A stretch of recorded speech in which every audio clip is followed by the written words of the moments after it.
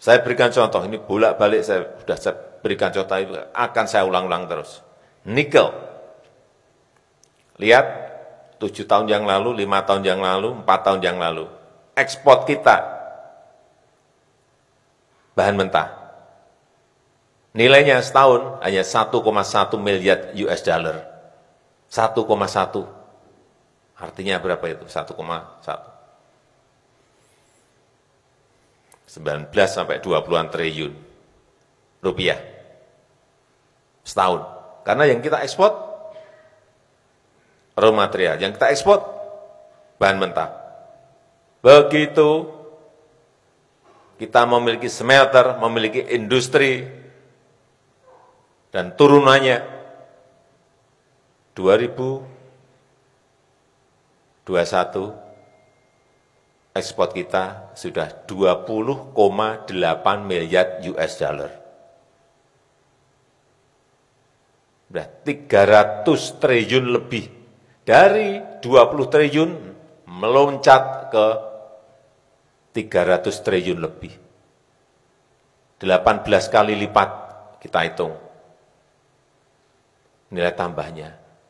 Terus yang lain seperti apa? Apa mau kita terus-teruskan? Ekspor bahan mentah, ekspor bahan mentah, enggak. Sekali lagi, meskipun kita kalah di WTO, kalah kita urusan nikel ini, kita digugat oleh Uni Eropa, dibawa ke WTO, kita kalah. Enggak apa-apa. Kalah, saya sampaikan ke Menteri, banding.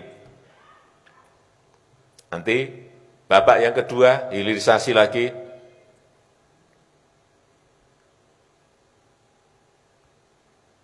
boksit. Artinya bahan mentah boksit harus diolah di dalam negeri agar kita mendapatkan nilai tambah. Setelah itu bahan-bahan yang lainnya. Termasuk hal yang kecil-kecil, urusan kopi, urusan usahakan jangan sampai diekspor dalam bentuk bahan mentah, raw material. Sudah ratus tahun kita mengekspor itu. Stop. Cari investor. Investasi agar masuk ke sana. Sehingga nilai tambahnya ada. Seperti kasus nikel ini nanti.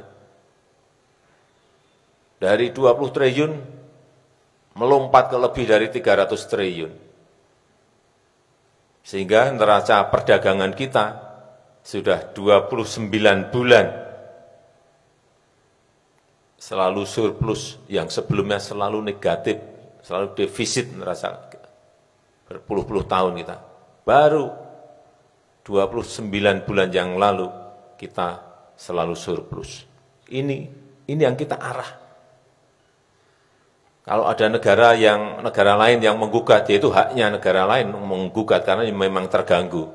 Setelah saya cek, kenapa sih Uni Eropa ini menggugat? Ya benar, karena industrinya ternyata banyak di sana. Kalau dikerjain di sini, artinya di sana akan ada pengangguran. Di sana akan ada pabrik yang tutup, di sana akan ada industri yang tutup. Tapi kan kita juga mau maju, kita ingin maju, negara kita ingin menjadi negara maju. Kita ingin membuka lapangan kerja. Kalau kita digugat saja, kita takut, mundur, nggak jadi, ya nggak akan kita menjadi negara maju. Terus, saya sampaikan kepada Menteri, terus, Pak ini apakah? Terus. Tidak boleh berhenti. Tidak hanya berhenti di nikel, tapi terus yang lain. Yang terakhir, ini mengenai APBD, karena mumpung ada gubernur, bupati, wali kota. Ini saya ingatkan, kita ini mencari uang dari luar agar masuk. Terjadi perputaran uang yang lebih meningkat. Tetapi uang kita sendiri yang ditransfer dari Menteri Keuangan ke daerah-daerah justru enggak dipakai. Pagi tadi saya tanya ke Bu Menteri, ada berapa uang kabupaten, kota, dan provinsi yang ada di bank, yang belum dipakai. Biasanya, tahun lalu biasanya di bulan-bulan seperti ini, paling 210, 220. Pagi tadi kita cek uang yang ada di bank masih 278 triliun. Kita ini cari investasi agar dapat arus modal masuk yang sudah ada di kantong nggak dipakai.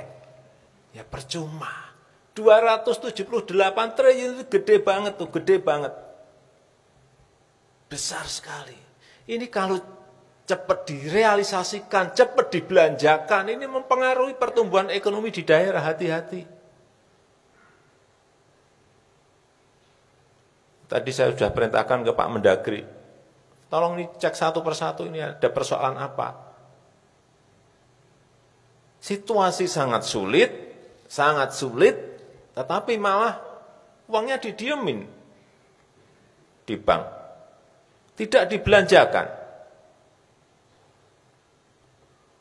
Gede banget. 278 triliun. Ini saya minta segera dibelanjakan. Oke teman-teman, tadi kita sudah sama-sama mendengar bagaimana ketegasan dari Presiden kita Pak Jokowi masih tentang kita kalah di WTO ya, soal nikel ini. Dan itu sudah sering saya dengar berulang kali dalam setiap forum atau ceramah Presiden Jokowi. Beliau selalu mengatakan atau menceritakan lagi hal ini ya, setelah keberanian Presiden Jokowi untuk menghentikan nikel di ekspor mentah ya, lalu kemudian kita berani untuk mengolah sendiri dari bahan mentah dijadikan bahan jadi, lalu kemudian itu dalam 29 bulan ada surplusnya ya, yang sebelumnya itu selalu defisit. Lalu kemudian yang berikutnya, meskipun kita kalah gugatan di WTO soal nikel ini, namun rupanya itu tidak membuat nyali dari Presiden Jokowi ini menjadi ciut atau menjadi takut ya, tapi justru menambah keberanian dari beliau ya. Jadi kedepannya bukan hanya nikel saja, tetapi ada bauksit, lalu kemudian yang kecil-kecil seperti yang disampaikan Pak Jokowi tadi, misalnya kopi dan lain-lain, itu juga jangan diekspor mentah ya. Artinya Pak Jokowi ingin agar barang-barang atau kekayaan alam dari Indonesia itu ya harus digunakan atau harus diindustrikan menjadi bahan jadi, lalu kemudian baru bolehlah diekspor keluar ya, jangan diekspor mentah karena jelas hitungan secara ekonominya ya kita rugi. Namun tentu saja kebijakan dan keberanian Pak Jokowi ini pastilah mendatangkan banyak kecaman dan banyak perlawanan, terutama dari Uni Eropa ini ya. Jadi mereka takut kalau dari Indonesia sudah tidak mengekspor bahan mentah seperti nikel tadi ya, ya itu nanti kan pabrik-pabrik di sana akan tutup, industri-industri di sana akan mati, akan banyak pengangguran, dan tentu mereka tidak menginginkan situasi seperti itu ya. Makanya Indonesia ini mereka jadikan sapi perah ya. Kita dijadikan negara untuk disedot semua kekayaan alam, larinya ke mereka. Mereka yang sejahtera, kita dapat ampasnya. Oleh karena itu kita beruntung punya presiden yang pintar, presiden yang cerdas, dan yang tidak kalah penting adalah presiden yang berani membuat keputusan meskipun mendapatkan kecaman, meskipun mendapatkan perlawanan ya. Ya, seperti yang disampaikan oleh Pak Jokowi sebelum-sebelumnya, nikel-nikel kita kok, barang-barang kita kok, ya kan? Oke teman-teman, demikian yang bisa saya sampaikan. Mohon maaf kalau sedikit emosional ya. Ya semoga apa yang dilakukan oleh Pak Jokowi ini mendapatkan dukungan dari kita semua masyarakat Indonesia sebagai salah satu langkah positif untuk memajukan bangsa dan negara kita. Oke teman-teman, saya Bastian Sebo, sekian dan terima kasih.